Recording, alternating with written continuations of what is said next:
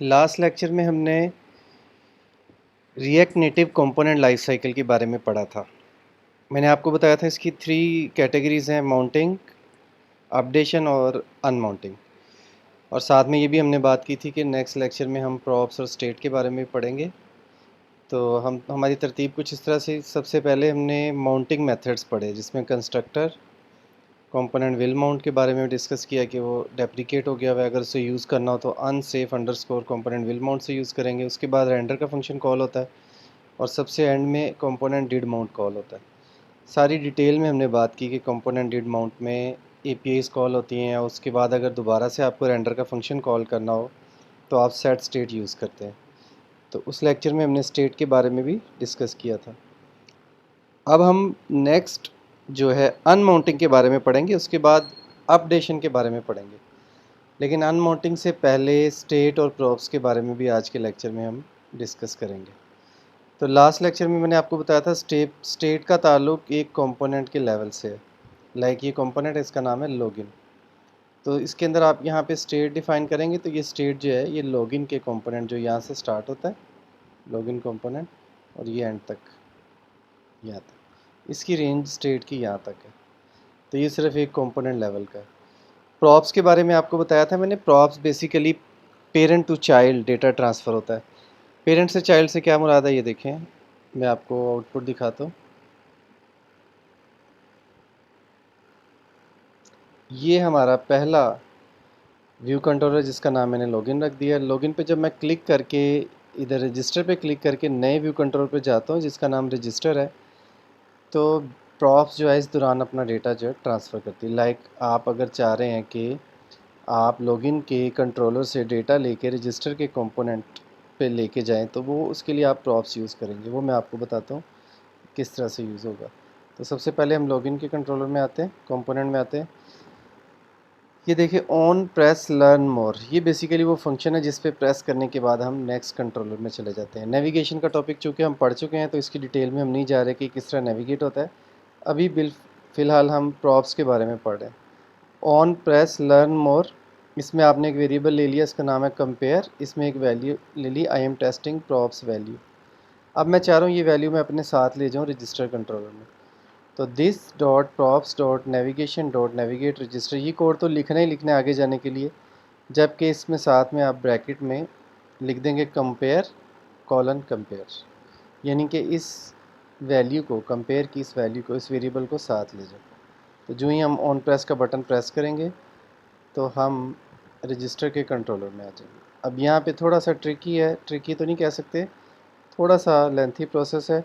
ये भी नेविगेशन के वर्जन पे डिपेंड करता है, आप कौन सा नेविगेशन वर्जन यूज़ करें। मैं नेविगेशन 4.0 यूज़ कर रहा हूँ। उसमें बिलफर्ज आपको रजिस्टर के कंट्रोलर में, कंपोनेंट में, कंस्ट्रक्टर के अंदर वैल्यू चाहिए जो आप लॉगिन के पेज से लेके आए हैं। दोबारा देखें, लॉगिन के पेज पे वैल्यू हम क्या भेज रहे हैं, आई एम टेस्टिंग प्रॉप्स।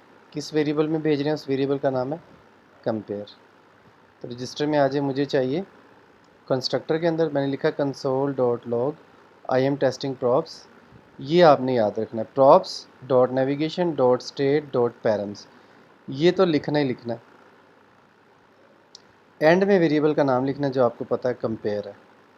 तो आप ये चलाएंगे तो आपको कंसोल पे ये वैल्यू नज़र आ जाएगी। अभी देखते हैं, आई एम टेस्टिंग, ये देखें आई am testing props, I am testing props, ये वैल्यू लेके आ गया। ठीक है, इस वैल्यू को थोड़ा सा चेंज करते हैं, इधर कुछ भी नहीं लिखते या कंस्ट्रक्टर लिख देते हैं ज़रा देखने में। ठीक है, कंस्ट्रक्टर तो लिखा ही लिखा है, इसके अलावा ये कंपेयर में वैल्यू लेके आ रहा है और कंपेयर में आपको पता है हम क्या भेज रहे हैं, आई एम टेस्टिंग प्रॉप्स। तो इसको भी ज़रा चेंज करते हैं, कंपेयर प्रॉप्स कर देते हैं, ज़रा थोड़ा सा यूनिक नाम लेते हैं ताकि पता चल जाए। चलिए अब आए ज़रा कंसोल में, कंसोल चलिए यहाँ से आगे जाएंगे फिर आएगी। ये देखिए अब कंसोल में है, ज़रा कंसोल को भी साइड पे ले आते हैं। ठीक है, लिखा आ रहा है कंस्ट्रक्टर कंपेयर प्रॉप्स, बाकी कंसोल पुराने हैं। तो ये तो आपने देख लिया कंस्ट्रक्टर में। अब अगर आप कंस्ट्रक्टर के अलावा किसी भी और फंक्शन में इस वैल्यू को एक्सेस करना चाह रहे हैं तो सिर्फ थोड़ी सी चेंज होगी, वो ये होगी कि प्रॉप्स के शुरू में आपने दिस लगा देना। तो अगर कंस्ट्रक्टर में आप दिस लगाएंगे तो भी एरर आएगा, और अगर कंस्ट्रक्टर से बाहर कहीं इस वैल्यू को एक्सेस करना है, जैसे मैंने कंपोनेंट डिड माउंट में एक्सेस करने की कोशिश की है। तो अगर कंस्ट्रक्टर से बाहर आप दिस यूज़ नहीं करेंगे तो भी एरर आएगा, और कंस्ट्रक्टर के अंदर अगर दिस यूज़ करेंगे तो भी एरर आएगा। तो ये आपने ख्याल रखना है। कंस्ट्रक्टर से बाहर लिखना है तो दिस डॉट प्रॉप्स, और कंस्ट्रक्टर में बगैर दिस के आ जाए।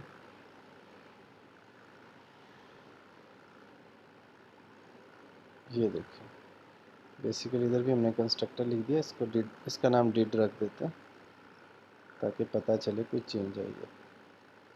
अब आ जाए, ठीक है। ये देखिए, ये हमारा कंसोल है। डिड कंपेयर प्रॉप्स और कंस्ट्रक्टर कंपेयर प्रॉप्स दोनों वैल्यू आ गई। तो ये बेसिकली प्रॉप है। स्टेट हम लास्ट टाइम डिस्कस कर चुके हैं, स्टेट किस तरह यूज़ करनी है, वो तो ज़्यादा इजी है। तो प्रॉप्स की डेफिनेशन दोबारा सुने। बेसिकली ये चाइल्ड कंपोनेंट में पेरेंट कंपोनेंट का डाटा कैप्ट रखता है, अपने पास रखता है। तो दोबारा देखें, ये पेरेंट कंपोनेंट है लॉगिन, और ये हमारा चाइल्ड कंपोनेंट। तो उम्मीद है आपको प्रॉप्स समझ आ गए होंगे। प्रॉप्स के साथ हम एक और चीज़ डिस्कस कर लें, क्योंकि हम कंपोनेंट लाइफ साइकिल भी पढ़ रहे हैं। तो मैंने आपको बताया था हमें अनमाउंटिंग भी पढ़ना है आज। थोड़ा सा आपको नाम से ज़ाहिर हो जाएगा, आप ज़रा इस कॉन्सेप्ट को समझें। ये भी थोड़ा सा ट्रिकी है, ज़्यादा नहीं। लाइक ये देखिए, कंपोनेंट विल अनमाउंट, इसको मैं ज़रा इसका एम स्मॉल कर दूँ। अभी हम चेक करते हैं।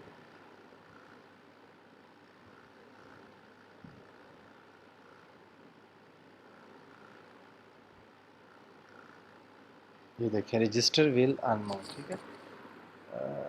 अब देखिए, रजिस्टर में मैंने लिखा अनमाउंट, ये बिल्कुल सही कॉल हो रहा है, लेकिन लॉगिन में कॉल नहीं हो रहा है। इसका फ़र्क मैं आपको अभी बताता हूँ। यही बेसिकली आज का टॉपिक भी यही है। देखें, रजिस्टर की जगह मैंने क्या लिखा, लॉगिन। अब लॉगिन जो है इस वक्त हमारा, एक नई टर्म सुन लें, लॉगिन इस वक्त हमारा रूट व्यू कंट्रोलर है। तो रूट के बारे में कहा जाता है, रूट तो हमेशा लाइव रहता है। रजिस्टर विल अनमाउंट कॉल हुआ, लॉगिन विल अनमाउंट कॉल नहीं होगा।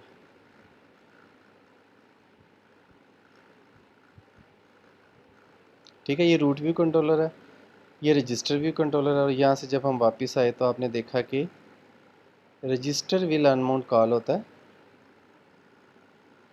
लॉगिन विल अनमाउंट कॉल नहीं हो रहा। सिर्फ ये जस्ट टू वेरीफाई, ताकि हम कंसेप्ट सही तरह समझ सकें। चले देखें, बेसिकली जब नेविगेशन की स्टैक बनती है तो एक कंट्रोलर ऐसा होता है जो रूट पे होता है। वो आप देख लें app.js में, मैंने इसको बताया कि सबसे पहला कंट्रोलर लॉगिन का होगा। ये इसने लॉगिन को रख दिया। अब पूरी एप्लीकेशन, जब तक कि एप्लीकेशन किल नहीं होती, लॉगिन कंट्रोलर तो मौजूद रहता है स्टैक में। इसके बाद जितने भी कंट्रोलर्स हैं वो स्टैक पे या तो पुश होते हैं या पॉप होते हैं। वो ज़रा दोबारा सुन लें। जब मैं रजिस्टर के बटन पे क्लिक करता हूँ तो स्टैक के ऊपर एक रजिस्टर का कंपोनेंट जो है वो पुश हो गया। लेकिन जो ही मैं बैक का बटन दबाऊंगा तो रजिस्टर का कंपोनेंट जो है वो पॉप हो जाएगा स्टैक से। तो हम इस नतीजे पे पहुँचे कि जब भी कोई कंपोनेंट स्टैक से पॉप होगा तो अनमाउंट कॉल होगा। ये देखा, रजिस्टर विल अनमाउंट।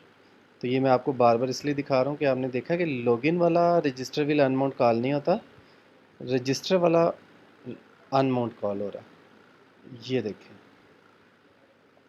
तो इसका मतलब है कि जब भी आप किसी कंपोनेंट से बैक पे आएंगे, आसान ज़ुबान में समझे, बैक पे आएंगे तो कंपोनेंट विल अनमाउंट कॉल होता है। और टेक्निकली अगर हम डिस्कस करें तो स्टैक के ऊपर जब कंपोनेंट्स लोड हो रहे होते हैं, जब आप पुश करते जाते हैं स्टैक पे, तो उस टाइम तो कंपोनेंट विल अनमाउंट नहीं कॉल होता। इवन आप आगे जाते जा रहे हैं, आपने 100 कंपोनेंट पुश कर दिए, पीछे बहुत से कंपोनेंट पड़े हुए हैं स्टैक में, तो उनका कंपोनेंट विल अनमाउंट कॉल नहीं होगा।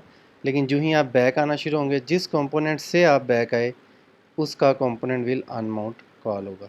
तो उम्मीद है आपको समझ आ गई होगी। अब हमारा एक टॉपिक रह गया जिसका नाम है कंपोनेंट, जो है ना हमारा लाइफ साइकिल, उसमें माउंटिंग और अनमाउंटिंग हमने पढ़ लिया। अब रह गया अपडेशन। तो अपडेशन का ताल्लुक काफ़ी हद तक प्रॉप्स के साथ था। प्रॉप्स जब तक आपको क्लियर ना होती, आपको अपडेट समझ में नहीं आना था। इसलिए मैंने ये तरतीब अपनी एक बनाई आपको समझाने के लिए कि सबसे पहले माउंटिंग, उसके बाद आपको स्टेट और प्रॉप्स बताई, और उसके बाद कंपोनेंट विल अनमाउंट। उम्मीद है आपको समझ आ गया होगा। चैनल को सब्सक्राइब करना ना भूलें। अगर कोई क्वेश्चन है तो ज़रूर पूछें। अस्सलाम वालेकुम वरहमतुल्लाहि वबरकातुहू।